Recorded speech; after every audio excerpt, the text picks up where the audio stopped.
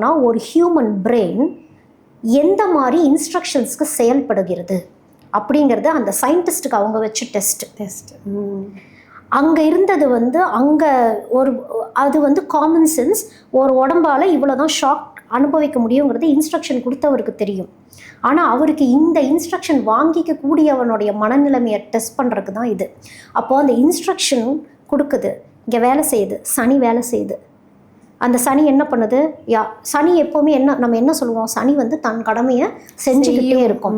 நல்லவரோ கெட்டவரோ நான் உட்காந்துட்டா நான் அவனை வச்சு செய்ய தான் போகிறேன். இதுதான் சனி. சனிக்கு திங்கிங் கெப்பாசிட்டி கிடையாது.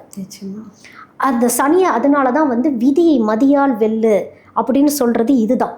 இப்போது அந்த ஷாக் ட்ரீட்மெண்ட் கொடுத்துட்டே இருந்தார் இல்லையா, இப்போ அவருக்கு ஒரு நொடி அந்த மனித மூளை ஸ்டாப், இதுக்கு மேலே கொடுத்தா அவன் செத்துருவான், இதை நீ எழுதி கொடு, இதுதான் இவ்வளோதான் ஒரு மனிதனால் தாங்க முடியும், உயிர் எடுக்கிறது நம்மளுடைய வேலை கிடையாதுன்னு அந்த மதி சொல்லியிருந்தா அவர் அதை நிறுத்தி இருந்தா அங்கே சனியை வென்று இருப்பார்.